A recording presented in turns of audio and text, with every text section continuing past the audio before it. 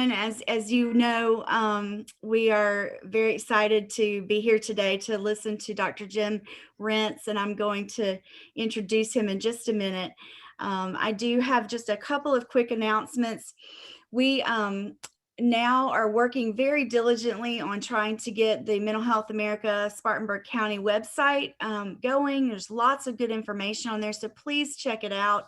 It is www.mhaspartanburg.org, and I'm going to post that in the chat here in just a minute. We also have our Facebook page that has an ongoing listing of our events coming up, and we really would like for you to like that so that we can get more people involved in Mental Health America and getting out our information. Today you're here for our Lunch and Learn series, and we're really excited to have Dr. Jim Rentz today. We will also, our next Lunch and Learn will be in May, and we'll be with Dr. Jennifer Parker. We'll be talking about trauma-informed communities and building those communities.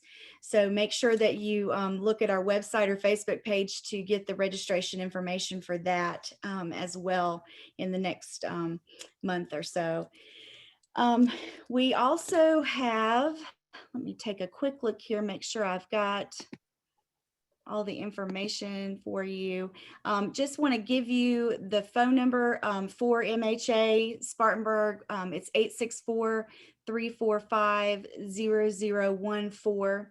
And any of you that are interested in continuing education credits for today, you will be getting information via email about how to go about doing that. Our process has changed a little bit, but it's actually quite a bit easier. You're just going to call a number at Spartanburg Regional's Corporate Education Office, pay your money, your $15, and then they will instruct you on what to do beyond that to get your certificate. So just look for that email. Probably within the next couple of days you will get that. It will also, you will also have in that email a link to the recording of today so that you can have access to that. And with that, please feel free to share that with others. We're, really excited to get out this information as much as possible.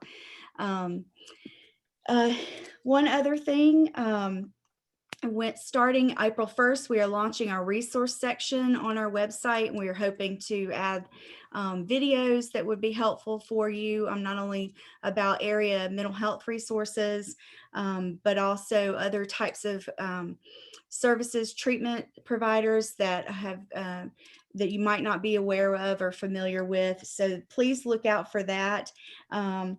And May is Mental Health Month, and we will be collaborating with a local artist named Bailey. So please look out for that information. The whole focus of that month and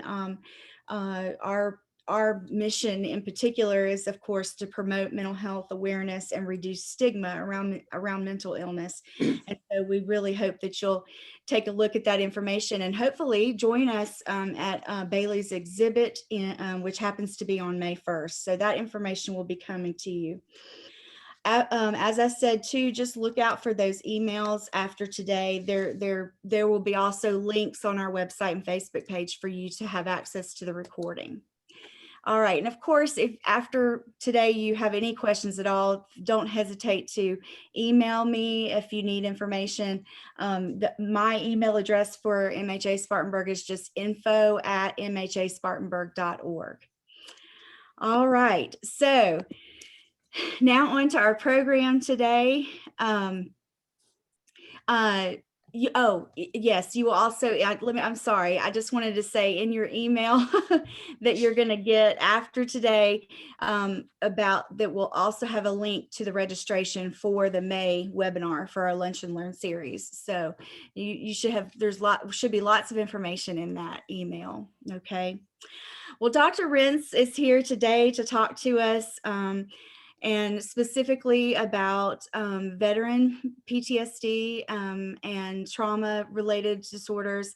He is very specialized in this particular field, not only having served in the Army during Vietnam, but also having his doctorate of ministry in pastoral counseling and his marriage and family therapy license. And of course, he's been teaching in this community, as most of us know, for quite some time now. And we're just really thrilled to have him here today to talk to us about this topic. So I'm going to turn it over to you, Dr. Rentz. Well, thank you, Dr. Gainey. I appreciate that. Sure.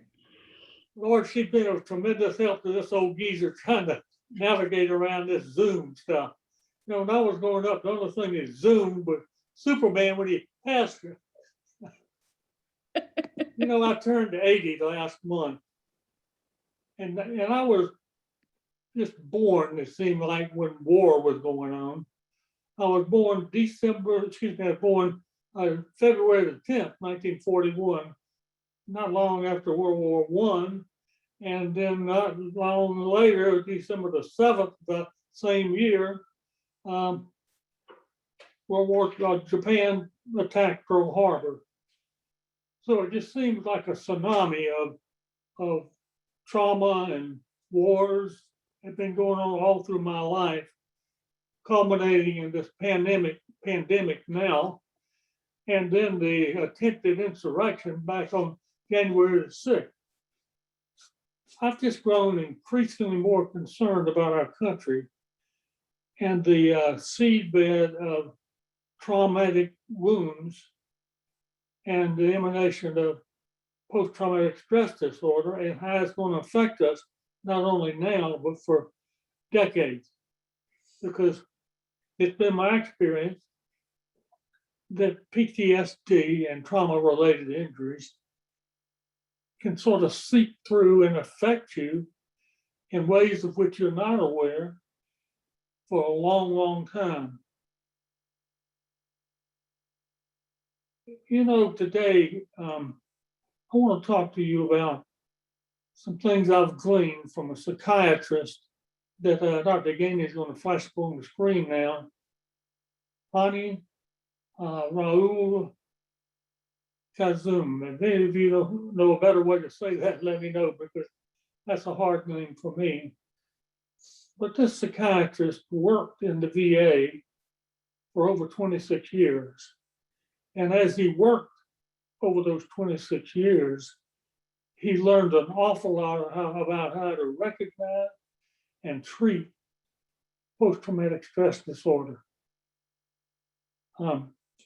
If any of you want to just get sort of a snapshot of what he's writing, he talks about 7 pearls of knowledge that he gleaned over those 26 years. If you'll just type in on your search engine his name and perhaps 7 pearls of knowledge about PTSD, I'm sure you'll see that little snapshot. I'm just going to sort of pull from what he has written and what I've read elsewhere, my personal and professional experience, just interweave a lot of that today in what I'm going to share with you. I'm sorry to interrupt you, but I just want to tell everyone that I will also be putting a link in the chat for them to have access to this PowerPoint. So they'll have his name in there as well. Very good. Thank you so much, Dr. Gainey. You know, it was only after the Vietnam warriors returned home and began displaying or presenting various kinds of psychiatric symptoms that psychiatrists had a lot of trouble identifying and giving a diagnosis to, that the VA really sank their teeth into that syndrome. And finally, in 1980, when the DSM-3 came out, that is the Diagnostic and Statistical Manual that the American Psychiatric Association uses and is used by just all mental health professionals, is the standard criteria from which to diagnose various mental disorders. It came out, as I said, in 1980 and had the official diagnosis and description of PTSD. And I and many other veterans began to finally come to understand what had been happening to us. And that was so important. But you know, it stayed that way when the American Psychiatric Association came out with DSM-4. And then after a number of years, DSM-4 text revision. And so it was sort of narrowly focused around people who have firsthand experienced traumas in war. And it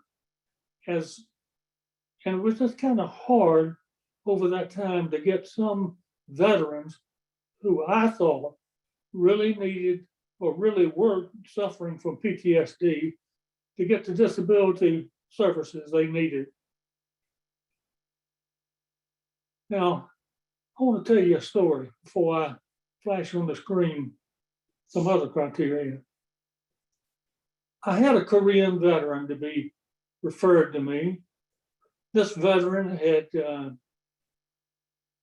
all of a sudden began to have flashbacks about getting out of his armored personnel carrier and picking up the body parts of his fellow soldiers and putting them in the armored personnel carrier, trying to match arms with bodies and heads with this person or that person. And alongside flashbacks associated with that, he began to have flashbacks about childhood trauma that he had gone through. So as I worked with him, I said, you know, I think this guy has PTSD, although he doesn't seem to meet all of or enough of the criteria in DSM-4 together. So I wrote a letter to the VA, telling him about the situation and describing all of what he was going through. And they had some compassion about it. But after a good while, they just said, you know, Chaplain Rentz, sad to say, this guy doesn't meet the official criteria. We can't really help him with anything. And that was just so sad to me. So very, very sad.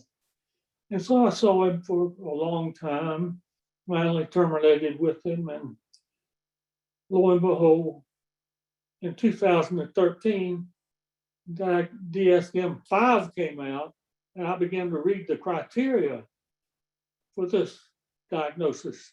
And I'd like now if Dr. Gainey would have the criteria placed on the screen for you to read. Just read through and just think about this Korean soldier and what it could have meant to him to have those criteria to go by for his diagnosis.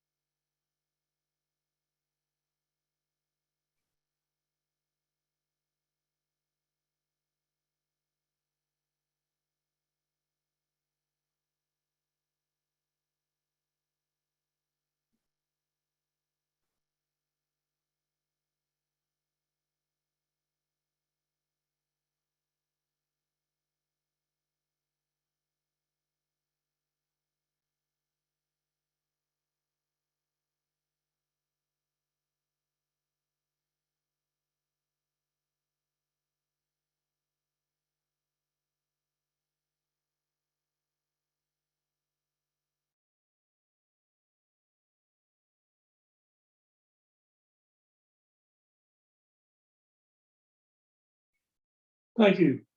Now, can you see the difference? this Korean soldier would have definitely fit into that. And it would have been so much easier to have been able to quantify, describe the criteria for that diagnosis that he met. And it just grieves me to think about how many veterans and maybe even civilians who've gone through childhood abuse, sexual abuse, domestic abuse in marriages, police officers and first responders and folks like that who've been through trauma and are suffering from it. I'm just so glad that the field of mental health services has grown to the point now to where we can better understand what's going on with these folks and provide them the care that they need. You know, Dr. Kuzum said in his 7 Pearls that it's important to realize that PTSD can sort of be intermingled with other psychiatric disorders. It's amazing how many times that I've seen a report from another mental health provider who had seen a client who had come to me and seen a diagnosis. Let's just pull one out of there, bipolar disorder. And not mention PTSD at all. Science has discovered that it's important to treat each of those disorders as a part of a whole. And that, let's say, if you focus on PTSD, you get better results if you don't just treat PTSD, but just to take an example, but also you need to treat the bipolar disorder, or the generalized anxiety disorder, or the panic disorder. But also, science has learned that there are some physical disorders that seem to be sort of be prone to come from the various wars we've been through. Just one example, in Vietnam, for instance, folks with PTSD seem to have, along with that, so often, prostate cancer or type 2 diabetes.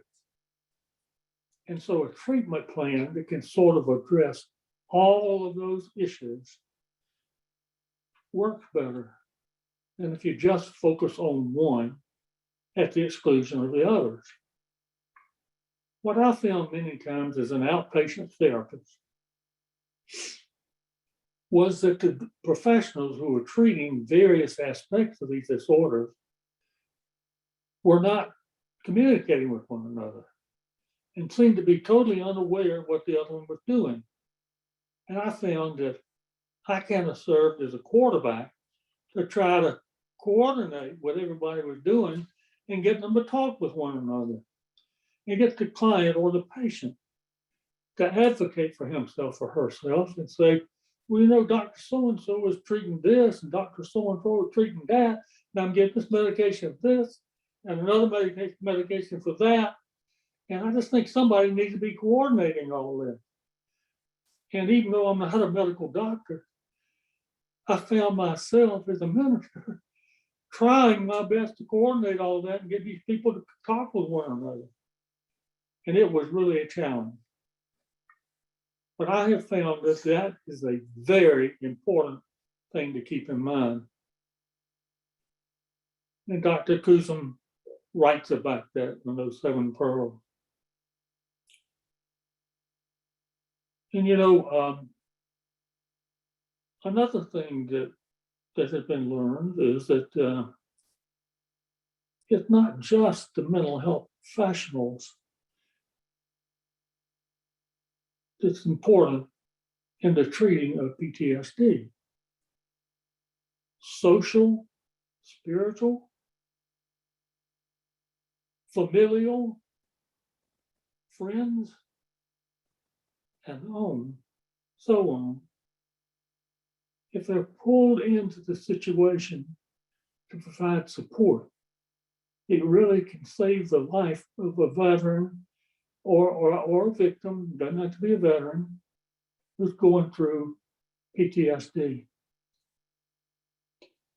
I found also that the family member or the friend or employer or whatever, the church even, is affected by the person with PTSD, and they don't understand how they're being affected. So part of my role was to help educate them or get them to places like Mental Health America or other places that could teach them what it was like to be living so close to somebody who had PTSD and the ways that it could affect marriages, parenting, jobs, sleep disturbance of various types, addiction, substance abuse, all those kinds of things. Because they all just sort of flow together. And if you don't watch it, they'll sort of tease in together in hidden ways that are sort of lurking underneath the surface and affecting a person or a person's system of friendship, family, marriage, employer, employee, church member, community member of some organization, and so on. Since this pandemic and these wars and the attempted insurrection is just like an epidemic in our society, we have our hands full trying to make sure that as many people as possible can be taught about all of this so that we can keep it from consuming us and affecting us in detrimental ways. But not all is gloom and doom. What I have found in my personal life, in my PTSD, and the lives of the people that I serve, that you can take that very same energy that's locked into our brain cells, coded in there, different from normal memories, the traumatic memories, take that energy and redirect it for positive purposes. In my own case, what I did was I tried to find ways to help bring peace on earth. And an example of it is the family therapy training and service program called Emerge here in town. It used to be known as Westgate Family Therapy. And the graduate degree in marriage and family therapy at Converse College. They all have come into being because of a battlefield experience I had in Vietnam that produced PTSD in me. And I found a way to repurpose that and to channel it in positive directions. Now, I believe that each one of us has that potential. Now, I'm a minister. It was natural for me to channel it in the directions that I did. But you, and each individual, can find your way of doing that, of making that energy work for you instead of against you. Just directing that energy in a more positive direction, a more healing, creative direction. Now, I want to close with a story about me that I think illustrates some of what I'm talking about. 46 years after I came home from the battlefields of Vietnam, on my retirement vacation of all things at age 73, I suffered a hemorrhagic stroke that left me weak on my left side, semi-paralyzed in my left arm and hand, my left leg and foot. And at first, just my eyes, I sort of ignored people on my left side. Immediately, the energy that had been in my brain from the traumas I've been through burst out. And And I was actually back in Vietnam. The rehab center I was in became a place where I had been captured. And it was dangerous. I didn't trust anybody. I didn't trust even my wife sometimes because my brain was screwed up. And I just didn't trust the soul, didn't trust the doctors, didn't trust the nurses, the CNAs, the lady who came in and cleaned my room. It was awful. When I was in Vietnam, one of the greatest fears I had was being captured. My driver and I would go in dangerous territory from one unit to another so that I could conduct worship services for my men. I say men because they were all men, and provide pastoral care and counseling. So my brain had been attacked and I had been captured. It felt real to me. It was real to me. But then a neuropsychiatrist came to visit me, and he was good at what he did. The first thing he did is he walked up to me during the daytime because this stuff was really bad at night. He said, "Hi, Jim. I understand you're a fellow mental health professional." I said, "Yeah, who are you?" He said, "I'm a psychiatrist." I said, "Oh, okay." And he said, "Well, I want to understand that you're back in Vietnam in a way." And I said, "Yes, I am." He said, "Let me explain to you what we found." He said, "This stroke occurred in a part of your brain where these memories and emotions associated with them have been stored for years, along with the inner resources you need to keep them calm. And now that you've had a brain bleed on the right side of your brain, they're just flowing out and you don't have any way to protect yourself." And I said, "Oh, really?" He said, "Yeah." I said, "Well, that explains a lot." He just hooked me.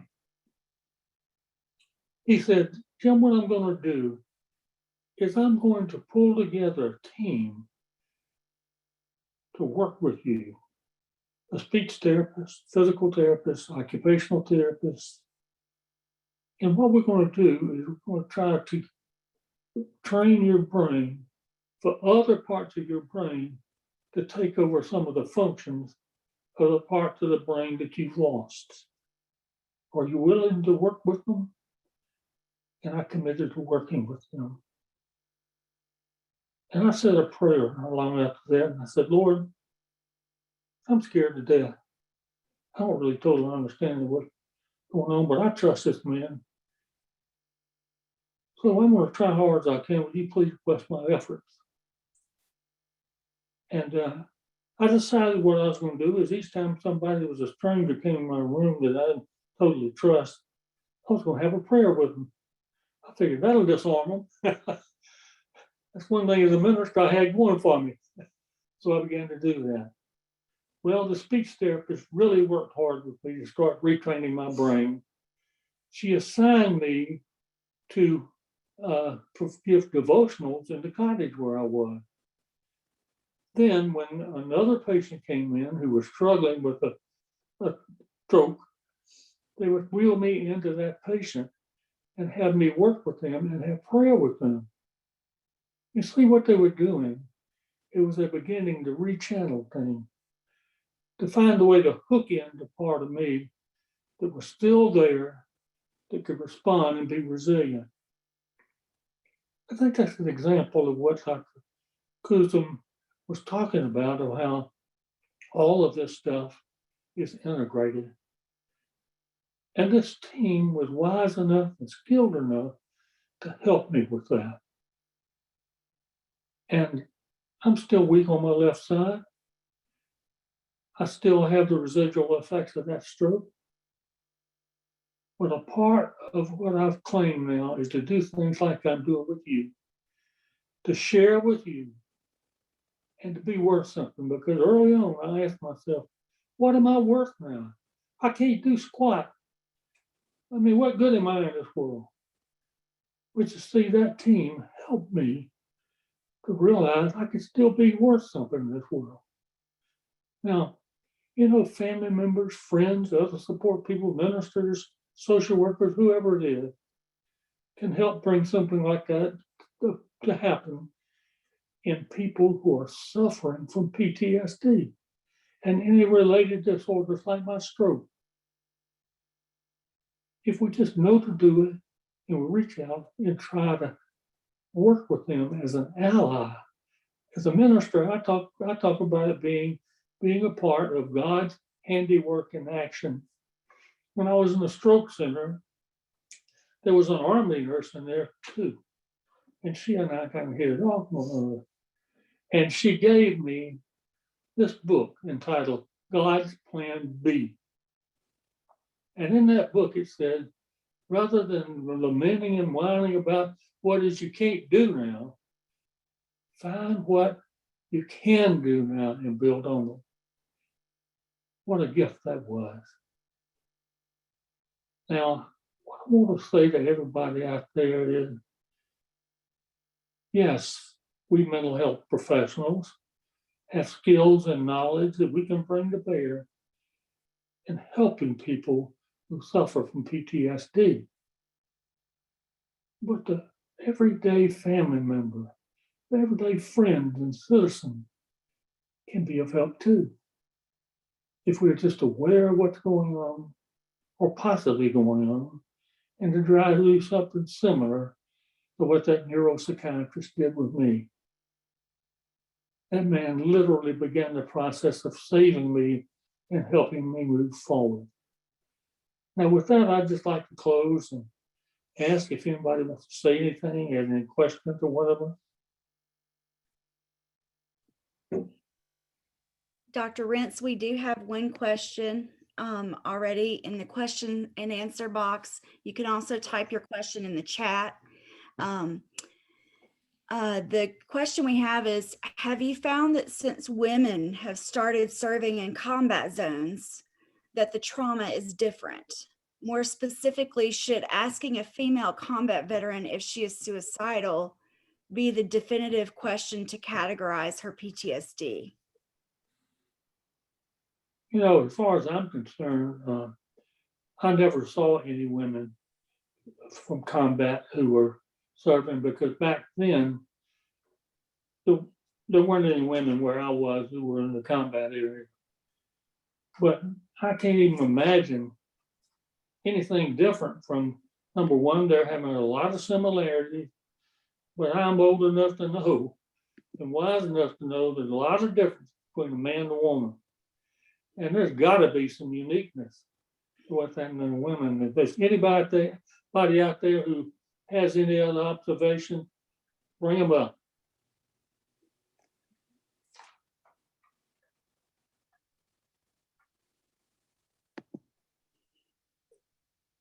If anyone has questions, please feel free to put them in the chat. I'm seeing so many sweet and nice comments to you, Dr. Rentz. I know you've trained several of these people that are attending today. Well, it's my pleasure. I really enjoyed it. Let's see. Oh, looks like we have another question. Says, hi, Jim. This is from Karen Page Davies.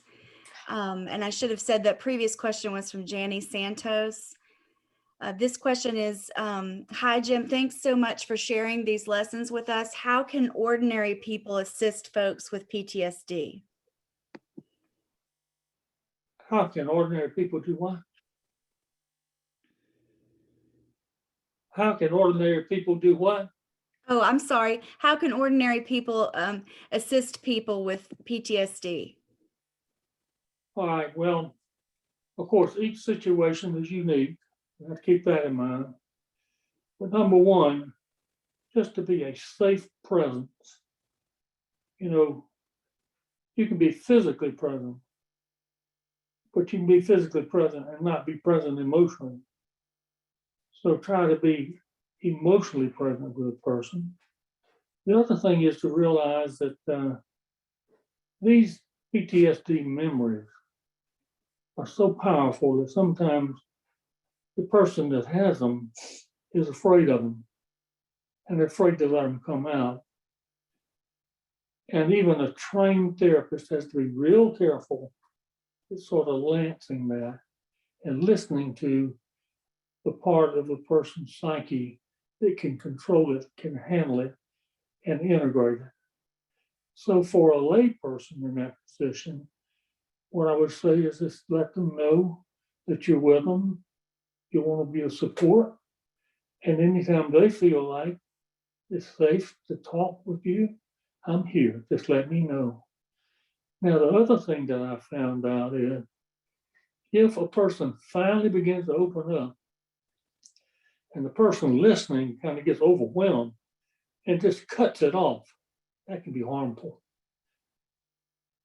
It's important to be able to stay there and listen and not run. What I found sometimes when I would begin to talk and describe some of the horrific things that I'd been through, the person listening couldn't handle it. And they just said, okay, Jim, let's stop it. I could tell that they couldn't handle it. And that was harmful to me. So just be careful with that. The other thing is to be sure and honor the person. You know, it's so easy for a person who has PTSD to think that other people think they're weak or they're putting on, or, you know, that they're just crazy or something.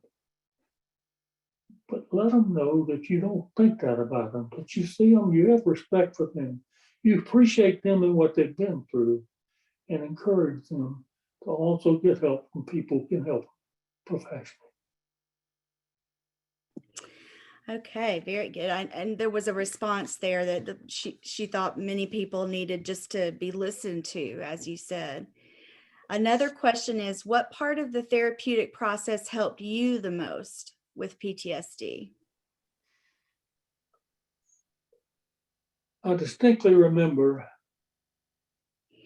the time that a psychologist diagnosed it. I just felt an immediate sense of relief. Like, finally, somebody gets it. They got me. They took me seriously. I got cold chills saying that to you. I'd never forget that day. I was down in Columbia at the Veterans Hospital. And she said, yes, you have PTSD. And I was crying like a baby, just weeping. And she'd heard a lot. She said, and I said, well, that's one awful thing I hadn't told anybody. She said, well, you don't have to tell me that. If you're not ready to, you don't have to tell me. And I chose not to because there were very, very few people I've ever told that to. It's so horrible. And so that still is in me turning away. But she let me keep it before it was ready to come out, but at the same time, encouraged other things to come out, and then said, yes, you have PTSD. Lord, how helpful that was. So acknowledging the Yeah. what you were going through and your experience actually had an impact. Yeah. It was really important for you. Yeah. You see, I've always been the helper. I was an athlete. I just thought, you know, stuff like that doesn't bother me. It bothers other people, but not me. I'm Jim Ritt. You know, from Woodruff, I played football, baseball. I can handle anything. And I had to realize that I put my pants on just like everybody else did. And it could happen to me just like it can happen to everybody else. It was a breakthrough to me. I had to humble myself and acknowledge it. There's a question about is revisiting the site of the original trauma ever helpful? Yes, it is sometimes. But you have to be ready for it.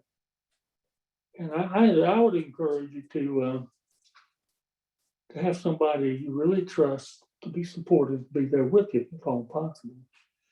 I remember when I revisited a place where I had gone through some childhood abuse. when I came back to Spartanburg for my training in Chapel Hill, and the place had been torn down, there was an industry there, but it helped me kind of put some closure there. Now this may sound gross, but I went around and I urinated wherever I could just to say, you're not going to get me. This is what I think of you. None of those people were around, but I was sending a message. You were trying to get some control back over that. Yes. Yes. Yeah. We've got several more questions. I'm going to try to get through them, and then I want to read you some of the comments too, because I know you can't see all of those. But here's another question. We hear today frequently about excessive drug use. Much is said to evolve from pain management and addiction, some from mental health considerations and attempts to address those concerns through, excuse me, pharmacology. This is a very complex topic, but can you offer any insights on modern drug effectiveness in regards to PTSD? Any insights into what? Drug effectiveness, medication effectiveness in regards to PTSD. Yeah, thanks for asking me. I should have talked about that earlier.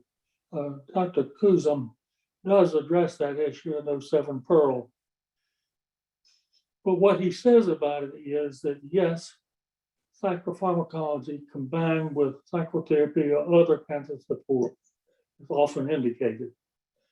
They did find out that there's some medications that do not help. And I don't know which ones they are. A medical doctor would have to tell you that. So it's important for a person who really knows what they're doing be the one who decides if and what medication to prescribe. But what I have seen though is number one, the patient will begin to feel better and then quit taking it. Because I hadn't met a medicine yet that didn't have a side effect. And they didn't like the side effects, or they didn't like being dependent on it. And to quit taking it before they should have and without medical advice. So it's important to take it as the physician prescribes it and for as long as the physician prescribes it. And if there are any side effects that come up or anything, talk to your physician and let your physician help you make that decision. The other thing that I've seen is some people abuse that medication. So it's important not to abuse it. It's important to take it exactly like the physician prescribed it. And if it doesn't seem to be affecting you the way it should, or you think it should, talk it over with your physician and do exactly what your physician said.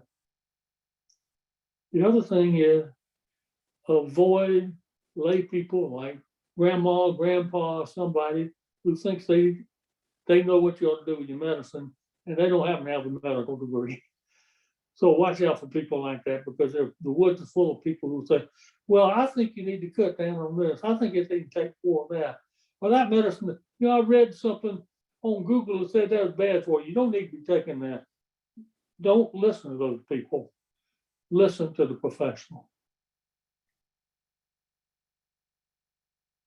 Speaking of that, there is a question about if someone needs help with PTSD, where can they turn locally?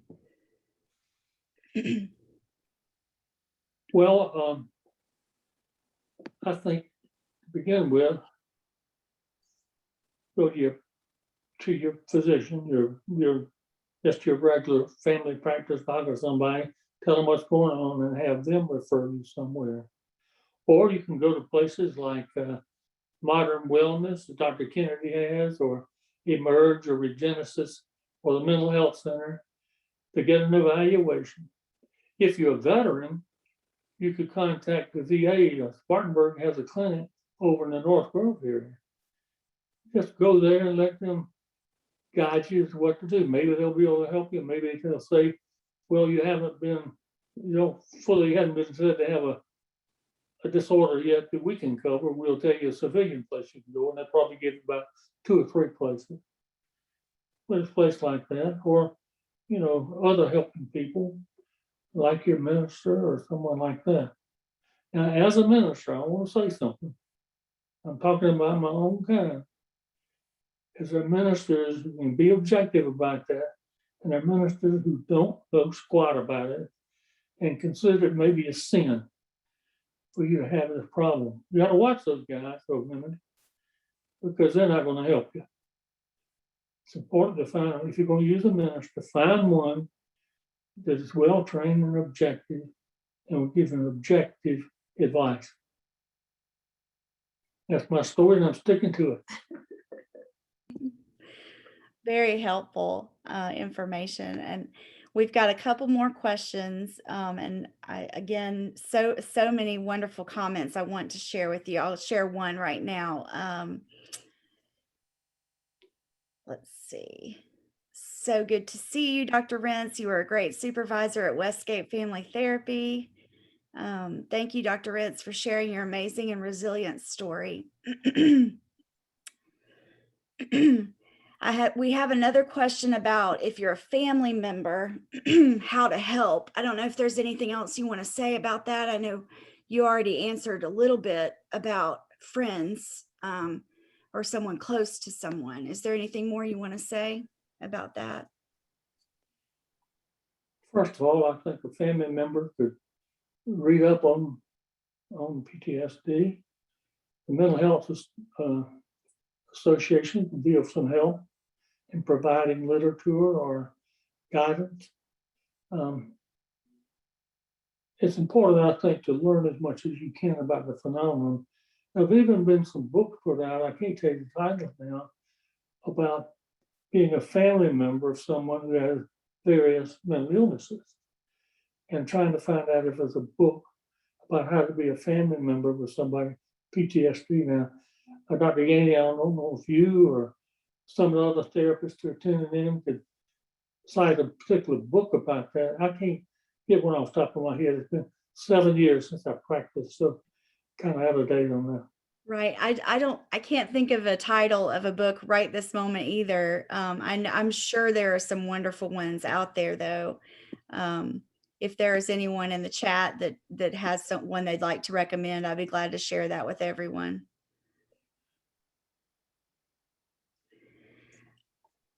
Okay. Someone says, would like to thank Dr. Rentz for his commitment to public service and the time he spends volunteering to assist his fellow man. I appreciate those kind. I appreciate those kind comments. I know there's some really wonderful ones here. Yeah. There is a follow-up to the question about women in the military, and I'm going to try to it's a comment and question, but she said, thank you for answering her question. I'm sure so many things have changed in the military. While I understand the things experienced have been for a reason all these years later, 13 to be exact, somehow I find it strange it wasn't just a few days ago. Whoops, I'm sorry, lost it. Apologize, trying to scroll through this and it jumped around. Okay.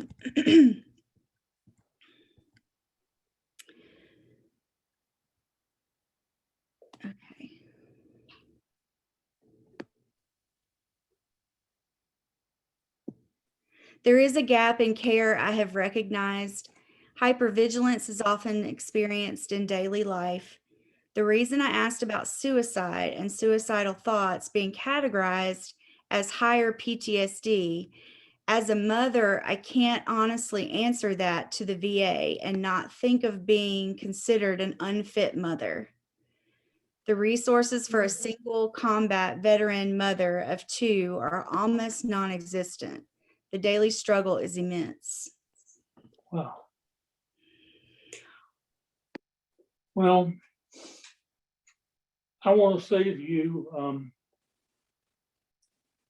you're not a bad mother because you have those thoughts. you're a human being. But being a mother does carry a lot of responsibility. So not only for yourself, but your children, reach out to somebody. And my favorite right now is Emerge Family Therapy, but there are a lot of places. You just find somebody with whom you can talk. Probably good if you saw a woman, even though the woman might not be a veteran, a woman who will listen and understand what it's like to be a mother who is human, who has certain thoughts and feelings. But I just encourage you and all those who have those thoughts not to act out on them and hurt yourself, but to get help because you need it. Not because you're a bad person, not because you're inferior, but because you're just a mere mortal who's been through a tough situation. You need some help. You need some mothering, even from a man who gets in touch with his feminine side. You need some mothering to help you. And my understanding at the VAs, you mentioned the outpatient VA clinic over at North Grove, is that, and this is true for most mental health professionals, is that suicidal thoughts are not the same thing as, acting on suicidality or completing suicide, obviously. And so they are a symptom of the disease, the mental illness. And so they have to be treated. And that's why they're asked about. So if you're having those thoughts, it is really important to talk to them. And my understanding is that the folks at the VA outpatient clinic are all licensed mental health professionals. And so even though they are under the VA system, they have the same professional guidelines when it comes to assessing and treating suicidality.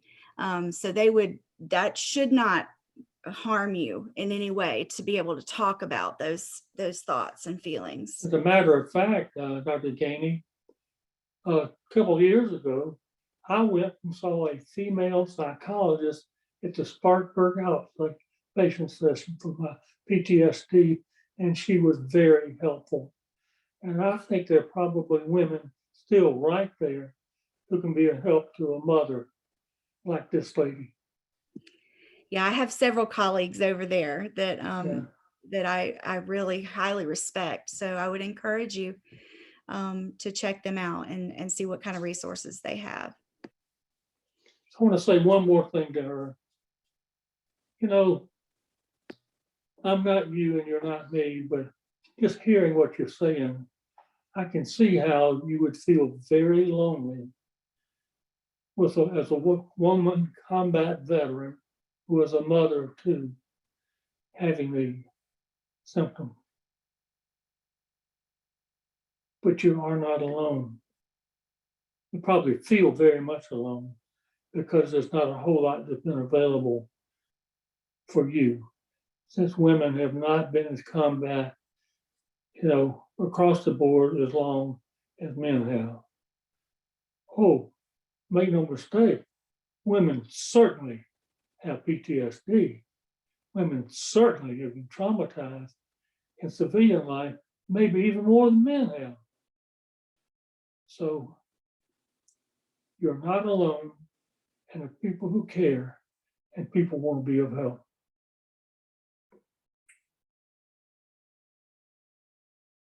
All right, we've just got a few more minutes. I'm just going to see. Someone says, Dr. Rentz, I still remember and tell my clients often about the importance of being a holding container. And it jumped around again. So let me, for those we love, like that safe presence you mentioned earlier. You made such an impression on my life and career as a therapist. Thank you for your devotion to helping others. You are a jewel that God has used tremendously. Oh my goodness. Don't get me to cry here.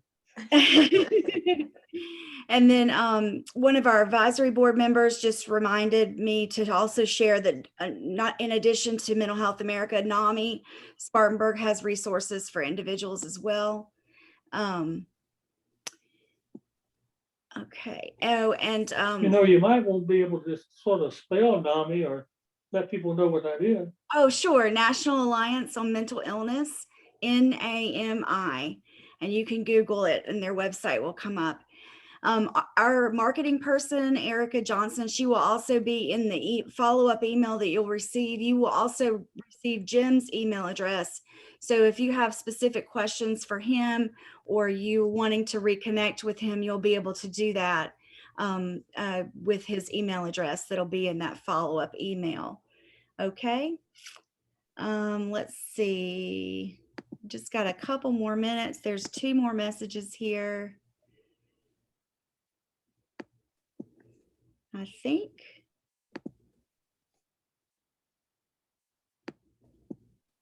Did I get it all? I did. I think that's it.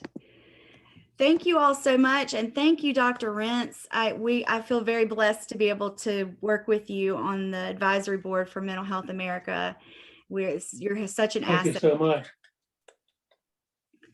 So thank you everyone for being here. Look out for those follow-up emails and that you should have all the information you need in those. All right. Bye-bye. Bye-bye.